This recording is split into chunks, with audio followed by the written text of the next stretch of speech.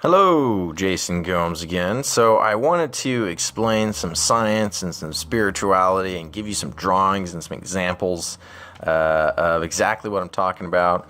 So one thing that's kind of fun, so counting 1 angles 2, 3, 4, 5, 6, 7, 8. And then you get to 9, and it does this funny thing. This is actually where we originally got our counting system. The 9 represents the link in between the infinite cycles of harmony. So the Fibonacci sequence is also kind of exactly what that's about. So it shows the relationship between these separating lines and these circles that form between them. And these lines are separated by 13.75 degrees. That is the Fibonacci angle, right, as far as calculating these out. So that applies in the body because it applies in all of reality. Everything is being constructed in life based upon the Fibonacci sequence and the golden ratio. So the golden ratio is in the body. I wanted to explain that your veins containing various sizes, right? So this would be considered in the body. This would be considered your radiance, right? Which is, body heat, but it's also your love, your presence. And then here, right here is your largest, like your arteries, which is creation and survival. So those largest ones are actually going to your digestive system. They're going to your legs to keep you alive, and to your heart, to keep your blood pumping at the highest possible volume. And then your breath. So right here is your lungs. So your lungs have nearly the mid-range. They're actually a little bit larger than the standard arteries that are in your heart. So your heart actually has these large ones, these smaller ones, and then the micro-sized ones, as well as they create a singularity. And I'll get back to that in a second. So your throat chakra is resonating at a slightly higher frequency, which is your personal truth. It's your experience and perspective on life, which is the only truth that you can have.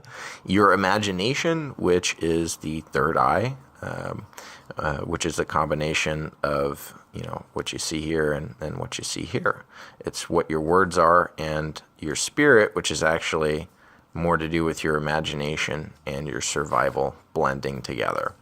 So these various size veins are found throughout the body, like these ones here. You can see that the frequency is much, much higher in these veins. Like these would be the veins that are in your brain, and then these are the veins that would be also in your brain, and then lower in your body, in your throat, in your heart. This would also be in your heart. These would also be on the surface of your heart, right? So these pump blood throughout the heart, those real large arteries in your heart, and then you have the smaller veins, and then you have the micro-sized veins, because your heart is responsible for monitoring all the blood in your body. So it needs to know that the arteries are getting enough blood, and it also needs to know that you're not going to blow a capillary in the brain. So by having capillaries directly on the heart is immediately aware of what the brain will be experiencing as far as the overall stress that's being applied on the vascular system. This is how the heart regulates the body so flawlessly.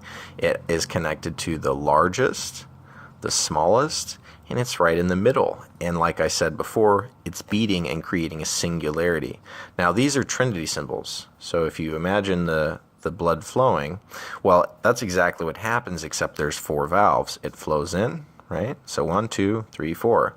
Flows in, flows out. Flows in, flows out. And so you get blood that's flowing to your body, blood that's flowing from your lungs directly into the heart and pumping back out to the body and taking that. And your heart is alternating. It's creating this pattern right here. And what's at the very center of that?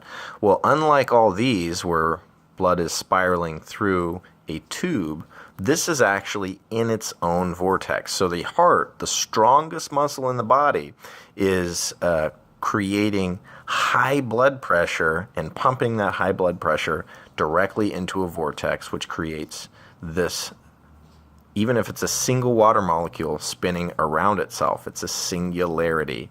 And this blood is what's keeping you alive. It's this force. It's this balanced electromagnetic force that's actually powering the entire electromagnetic spectrum. And this is out of your control, right? This heartbeat is simply a matter of response. Dun, dun, it's alternation. This is another equation here, E equals mc squared. So this is the oversimplified. So you have C2, which would be the north, and then you would have the rotational force, which would be C1, and the distance of separation between the outside and the center would be m. So that can be either weight or volume, right? So volume just means space. So the more spacious it is and the less dense it is, the faster you have to be going in order to keep from falling in. And the more dense it is, the slower you can be moving without falling in. So the idea here is understanding this in a little bit more depth. And this is broken out. So you have C1, which is mirroring itself, which it has to in order to maintain orbit. And you have C2. So the idea is understanding that C1 is a 90-degree angle. It's tangential.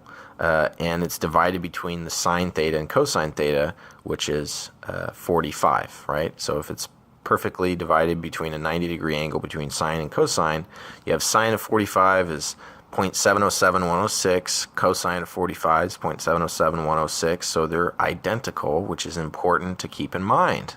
So these two forces, which are identical, right, cosine of 45 and cosine of 45, are then mirrored again. So then you get, when you add these two together, you get 1.41423564 squared, and that is 2. So this is actually the square root of 2. So when you take the square root of 2, right, and you square it, that's equal to C2. So what you're actually seeing is C1 squared is equal to C2. So this is two things, right? This is two things mirroring each other to create something equal.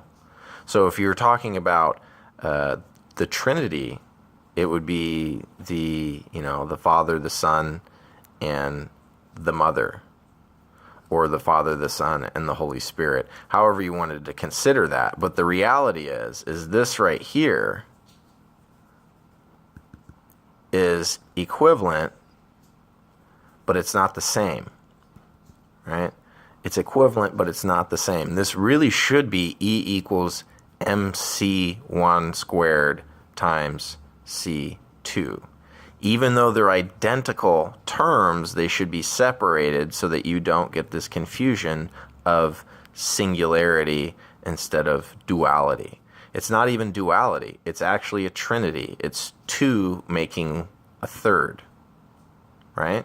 So that's kind of the insight that I wanted to give you for how I see it.